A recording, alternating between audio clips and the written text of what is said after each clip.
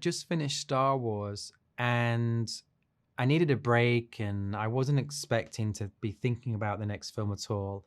And we ended up with my girlfriend driving to visit her family across America. And she lives in Iowa, so it's like a 4-day trip through like amazing landscapes. And I put some music on, I was just looking out the window and we were passing all this like farmland and tall grass fields.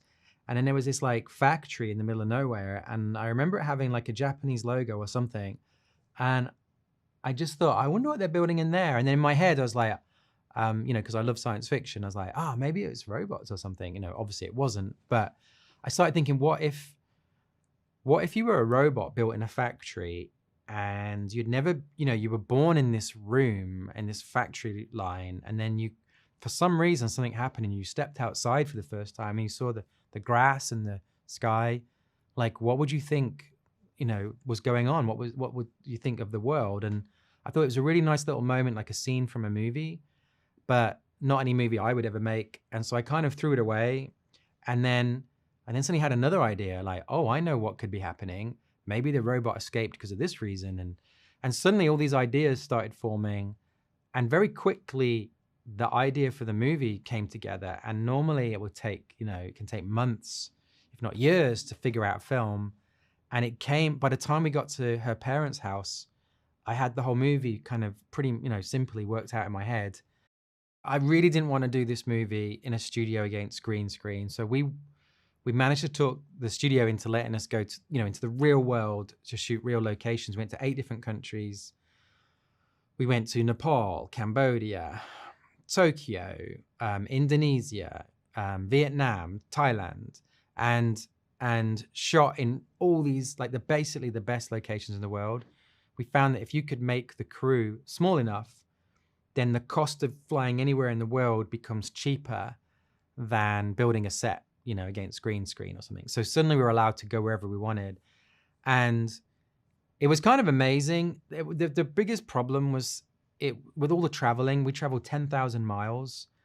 It was kind of exhausting as well. And it was 6 months of filming, and it was just like far too long to make a movie with. But every time we stood somewhere and we're on like the beaches of Thailand or some paddy fields like in Indonesia, you get so excited about what you're seeing and how beautiful it looks. Like all that exhaustion just goes away. And we also were doing it, as we started planning the movie, the pandemic came along and it was like, oh no, here we go. We're not going to be able to make this film now. And like everybody in the world, this terrible thing happened and a year and a half went by. But then we were the first people into these countries after the rules changed and we could go over there and film. And the great thing about that is there was no tourists. So we ended up in all these amazing locations. We were kind of the first ones in. So life was carrying on. People were really happy to see, Westerners again and tourists, but people, stopped wearing masks and were like happy to be out, and kids playing in the street. And so we thought it was really like, it was very important to me that as a Hollywood film, we didn't come into these villages and environments and like block off the street and push all these people out. Like the best thing about these locations are all the faces and all the crazy randomness, like the little, farm animals and livestock that just run across the street in the middle of a shot and things like this. And so we got very small and the crew hid out the way, and it allowed us to film with all these amazing actors in these real locations, but kind of keep the village life and the real world flowing through.